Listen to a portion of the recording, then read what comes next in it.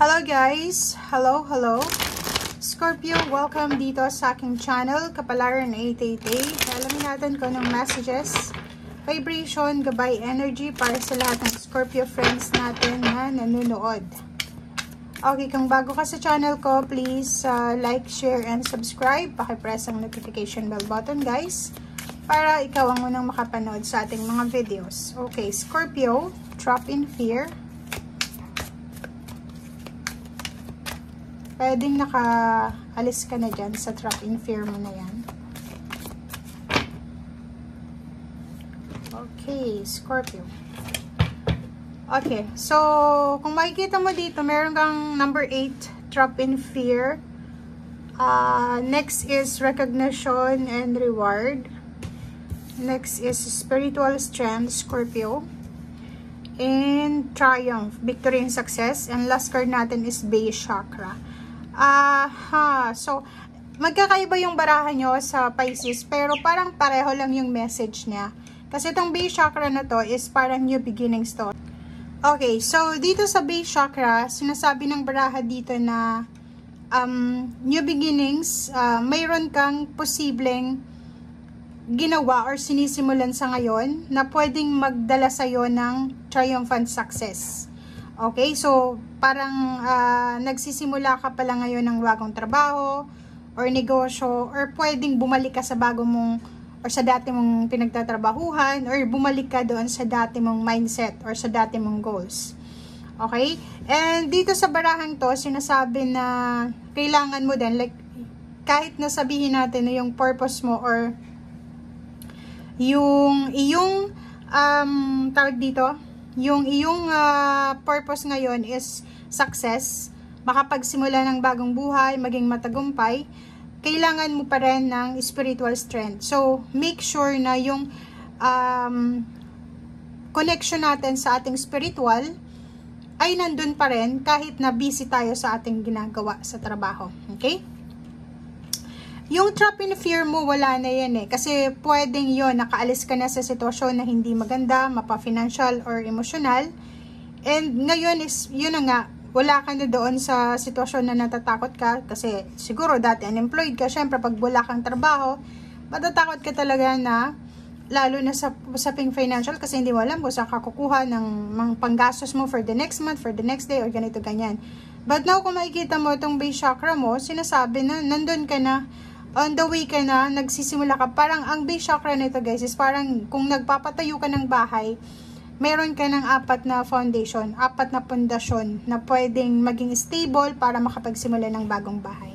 Para dito sa triumph na to. So, ibig sabihin, ano man itong ginagawa mo sa ngayon, Scorpio, pwede itong magdala ng stability, triumphant success, recognition, rewards, awards, and make sure lang na sabayan natin ito ng pananampalataya.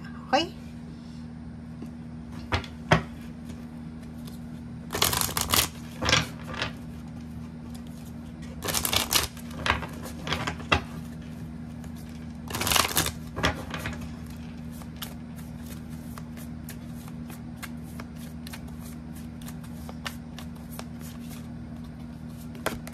Okay, fertility. So, same din siya dito sa base chakra mo, fertility and compassion.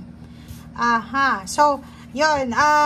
Nakikita natin dito guys na yung compassion mo dito is parang siguro naaawa ka siguro sa sarili mo dati. 'Di ba? Ito yan, sa trap in fear.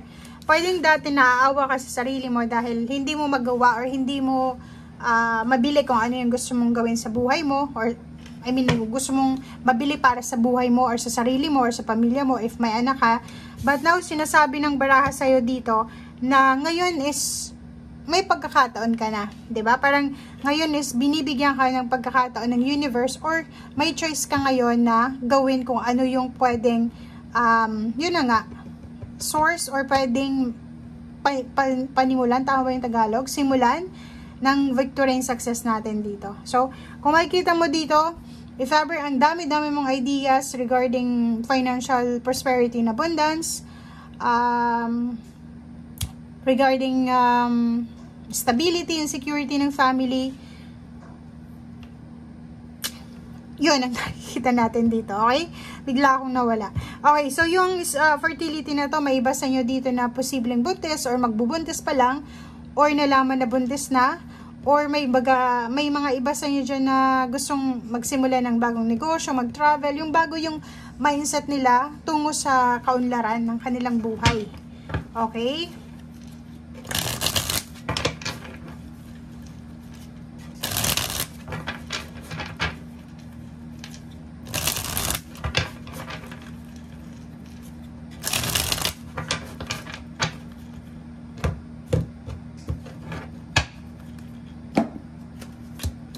Okay, so meron ka ditong, yun, 'di ba? Kung makikita mo dito, ang daming balita, ang daming magandang impormasyon na pwede kang matanggap. So, mapa-love life man 'yan. Ang problema dito, if may asawa ka, maraming magkakagusto sa'yo. Kung single ka, ganun din, lalaki or babae. Maraming magkaka-interest sa'yo. Okay, may mag-o-offer dito ng support, emotional support, mga balita. Ang dami mong matatanggap na balita galing sa malayong lugar. And kung makikita mo dito yung magician, if ever man may idea ka na, or yun, kasi nasa fertility yung message mo dito, if ever man na may maisip ka na paraan, like gusto mong makapag-abroad, itry yung trabaho sa ibang bansa, go lang, grab the opportunity kasi nga, nandito yung magician, lahat kaya mo, lahat kaya mong i-manifest, and lahat ng kailangan mo ay ipoprovide sa'yo ng universe. Okay, nakikita ko sa'yo dito na pwedeng maraming nangyaring hindi maganda sa emotional mo. Pwedeng ikaw ay nagkaroon ng mga problema sa relationship, or pwedeng sa family, in-laws, or friends, or sa mga taong nakatrabaho mo, or even sa employer mo siguro. And siguro dahil sa mga hindi magandang nangyari sa nakaraan, ngayon ay parang na-trauma ka, so mas nagiging aloof ka ngayon eh. Hindi ka basta-basta nagtitiwala. If ever man dito guys yon, kasi may mga chismis, parang sasabog yung iyong messenger sa mga chismis na, uy, ganito, si ganyan, ganito, ganito. Dito sinasabi ng baraha, protect yourself from negativity, drama. And yun na nga, kailangan protection na ng sarili mo kasi end of the day, baka ikaw pa yung gawing panangga ng mga taong itong nagdadala ng balita sa'yo. Okay, so nakikita natin dito guys na saan ka ba papunta? Kasi may nagbabadya ditong travel eh. It's either travel, movement, progress, new beginnings, or pwedeng relocation. Sinasabi ng baraha sa'yo dito na kung saan ka man papunta, it's either kailangan mo ng pera para sa proseso ng papeles, or posibleng kailangan mo ng taong makakatulong sa'yo para i-provide yung financial mo. Pero kung saan ka man papunta, talagang magdadala to sa'yo ng financial stability. Okay? So kung makikita mo dito, may mga iba sa inyo dyan, Scorpio, na siguro nakaranas kayo ng sobrang problema sa salapi, sa pera to eh. For the past few months, few years, few weeks, nasa 5 of Swords ka, nasa 5 of Pentacles, nasa 5 of Wands, lahat, may mga pag-aaway, may problema sa pera, may health issue. But now, sinasabi ng baraha sa'yo dito na unti-unti mong gagawing stable, secured, complete yung family mo. Yung lahat ng mga hindi mo naranasan ng bata ka pa, ay posibleng ibibigay mo yun sa lahat sa pamilya mo. Parang ganun. Ito siguro is resonated dito doon sa mga nasa below 50 years old, 40 years old. Kasi if you're 60 years old, siguro naibigay mo na yun sa pamilya mo. Okay, so kung makikita mo dito, unti-unti mong tinutupad lahat ng mga wishes mo, lalo na sa emotional and financial. Unti-unti kang nag-iipon, parang gano'n. So yun yung focus mo sa ngayon, is kailangan mo makapag-ipon kasi yun, na-trauma ka na sa nakaraan. Kasi parang marirealize mo ngayon na once na wala kang ipon, gastos ka ng gastos, end of the day, mamumroblema ka sa pera. Parang ganun ang nakikita mo dito. Okay? Thank you guys and see you again. Bye!